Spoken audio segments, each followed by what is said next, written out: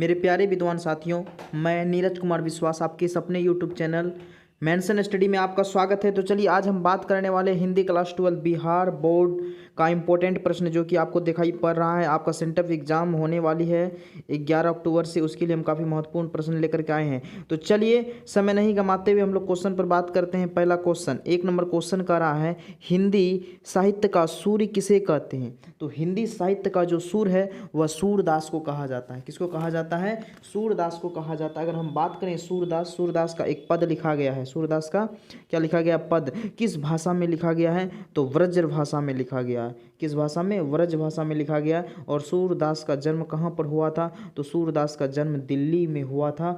1400 कब हुआ था? तो 1478 ईस्वी में सूरदास का क्या हुआ था? जन्म हुआ था। ऑप्शन नंबर 1 करेक्ट आंसर है सूरदास।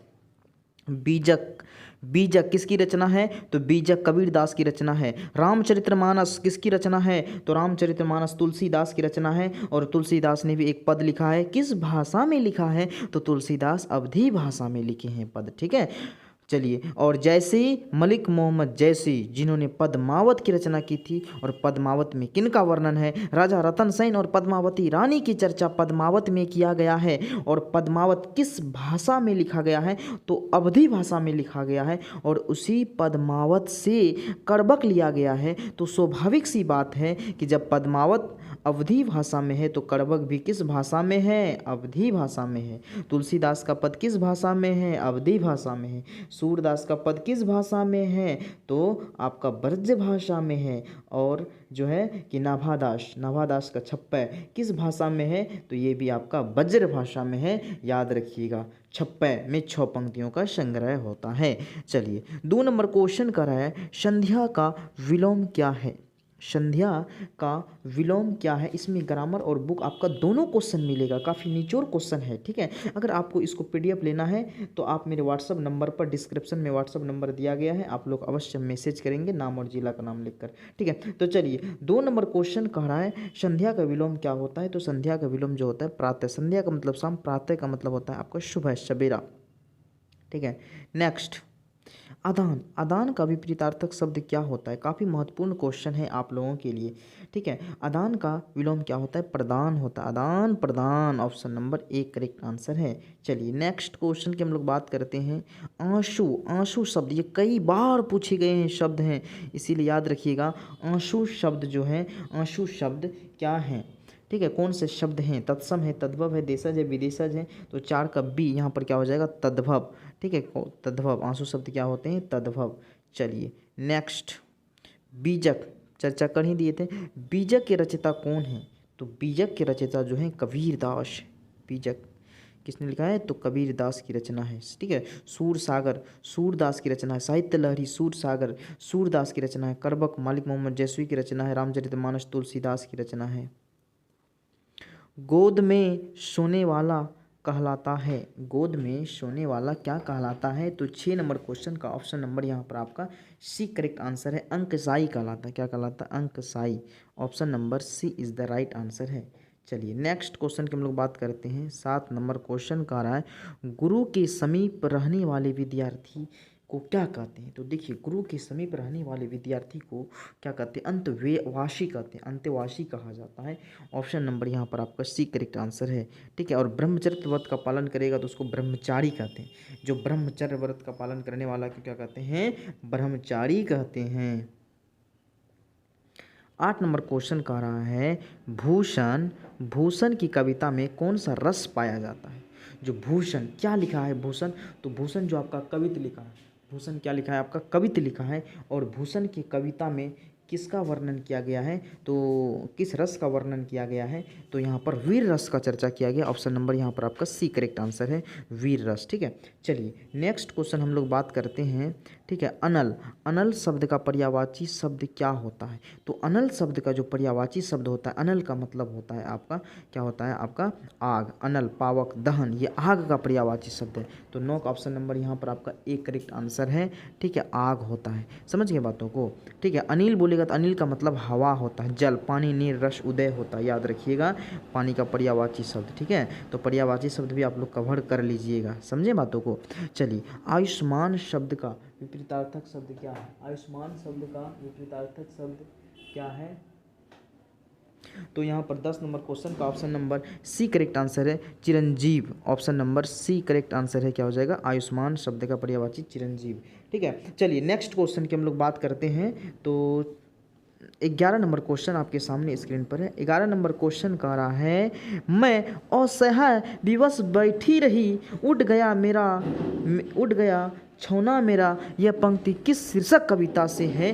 तो पुत्र वियोग से है। पुत्र की वेदना प्रकट करते हैं। पुत्र वियोग, वियोग का मतलब अलग हो जाना, टूट जाना। अगर आप अपने घर से अलग हो रहे हैं तो आपको भी थोड़ा सा कष्ट होगा कि नहीं, हम घर से अलग हो गए हैं, टूट गए हैं ना।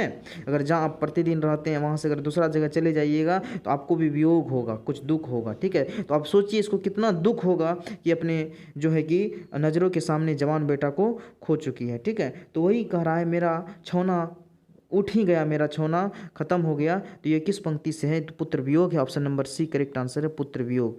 ठीक है, किसके द्वारा लिखा गया है? तो सुभद्रा कुमारी चौहान के द्वारा लिखा गया, और सुभद्रा कुमारी चौहान की भी मृत्यु कार दुर्घटना में हो गई। ठीक है, चलिए नेक्स्ट क्वेश्चन।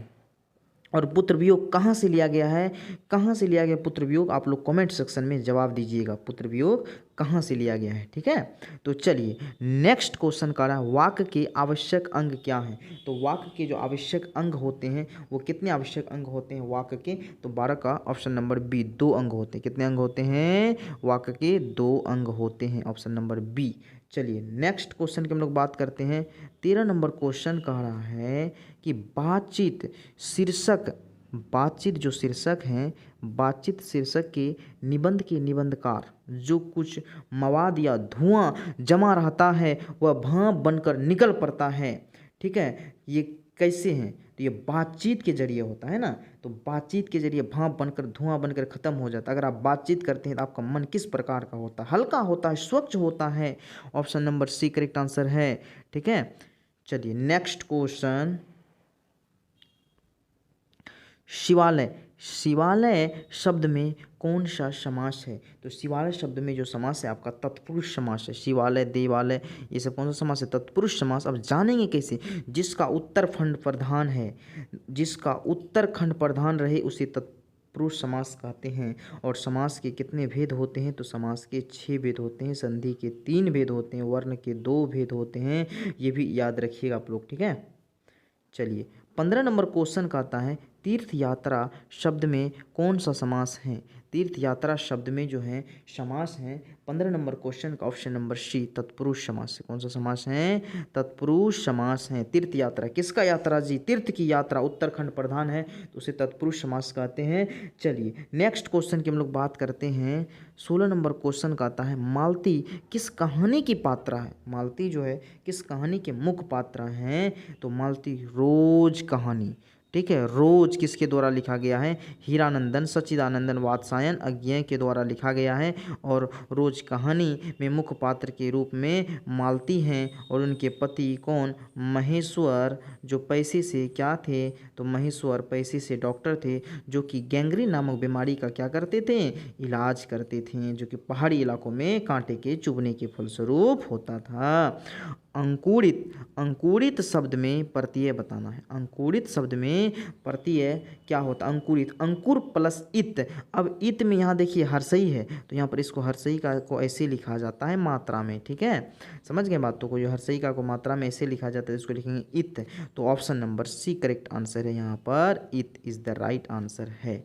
ठीक है, चलिए नेक्स्ट क्वेश्चन की बात करते हैं। 18 नंबर क्वेश्चन का आता है, हस्यात पद शब्द में प्रत्यय हैं। हस्यात पद शब्द में प्रत्यय हैं। 18 नंबर क्वेश्चन का option number D correct answer है, 18 नंबर। ठीक है, आस्पद। चलिए नेक्स्ट क्वेश्चन की हम लोग बात करते हैं। ओ सदा नेरा, ओ सदा नेरा शीर्षक पाठ किस विधा के अंतर्गत आता है? तो ओ सदा नीराज जो है आपका क्या है, ये निबंध है। निबंध बोलिए, ललित निबंध बोलिए, कोमल निबंध बोलिए, सुंदर निबंध बोलिए। ललित का अर्थ होता है कोमल, सुंदर, ठीक है। और ओ सदा नीरा गंडक नदी को आधार बनाकर चंपारण की संस्कृति सभ्यता के बारे में, तीनकठिया प्रथा की व्यवस्था के बारे में ये जिक्र किए थे। और उसमें मुख्य रूप में किस महापुरुष का चर्चा है, तो महात्मा गांधी का। ये भी प्रश्न इंपॉर्टेंट प्रश्न है, ये भी प्रश्न पूछा जाता है कि ओ सदा नीरा में किस महान पुरुष की चर्चा की गई है, तो महात्मा गांधी, जिन्होंने शिक्षा को बढ़ावा दिया और आश्रम भी खोले। 3 प्रकार का आश्रम का निर्माण किया, जिसमें पुंडलिक जी को भी शिक्षक के रूप में नियुक्त किए थे। तो पुंडलिक जी कौन थे, तो एक शिक्षक थे, ये भी याद रखना है आपको, ठीक है। चलिए नेक्स्ट क्वेश्चन कर रहा है 20 नंबर कि रोटी मत खाओ क्योंकि वह जली है। रोटी मत खाओ क्यों, क्योंकि वह जली है, कौन सा सर्वनाम है। तो यहाँ देखिए संबंध बताने का काम हो रहा है। रोटी मत खाओ, 20 नंबर क्वेश्चन कर रहा है रोटी मत खाओ क्योंकि वह जली हुई है। तो यहाँ पर कौन जली, क्योंकि वह जली है, यहाँ पर कौन सा सर्वनाम है, वह जली है। तो वह मतलब कौन, तो रोटी जली हुई है ना, तो वह, तो यहाँ पर निश्चयवाचक सर्वनाम है, वह रोटी जली हुई है। तो ये रोटी निश्चित है कि हाँ वह जली हुई है, इसीलिए यहाँ पर निश्चयवाचक सर्वनाम। तो 20 का option number C correct answer है यहाँ पर आपका निश्चयवाचक सर्वनाम। और आप लोग बताएंगे कि सर्वनाम के कितने भेद होते हैं, ठीक है। सर्वनाम के कितने भेद होते हैं। और उत्पत्ति के आधार पर सर्वनाम 2 प्रकार का होता है। हम उत्पत्ति के आधार पर नहीं पूछे हैं, ऐसे सर्वनाम के भेद पूछे, सर्वनाम के कितने भेद होते हैं। तो चलिए ये वीडियो बड़ा नहीं हो जाए, इसी वजह से हम इसको पार्ट ए में रखे हैं। और फिर 20 के बाद जो है आपका 40 तक या 50 तक हम पार्ट 2 में रखेंगे, ठीक है। तो पार्ट 2 भी आप लोग अवश्य देखिएगा, पहले पार्ट 1 देखिए और आप कमेंट सेक्शन में बताइए कि वीडियो कैसा लगा। अगर बढ़िया लगा होगा तो हम पार्ट 2 भी अवश्य लेकर के आएंगे। और आप लोग से एक नम्र निवेदन है कि अगर आप लोग अभी भी व्हाट्सएप ग्रुप और टेलीग्राम ग्रुप पर नहीं जुड़े हैं तो आप लोग अवश्य जुड़ जाइएगा, क्योंकि कब लाइव होती है नहीं होती है वो आपको ग्रुप में ही सूचना दिया जाएगा। और इम्पोर्टेंट नोटिफिकेशन बिहार बोर्ड के द्वारा भी दी जाएगी कि कब सेंटर एग्जाम होगी, उसका रूटीन क्या है, तरह तरह का हम आपको नोटिफिकेशन देंगे। इसीलिए आप लोग चैनल को अवश्य सब्सक्राइब करके बेल आइकन दबा दें, तो यहाँ से भी आपको नोटिफिकेशन प्रतिदिन मिलते रहेगा। तो सभी स्टूडेंट को बहुत बहुत धन्यवाद।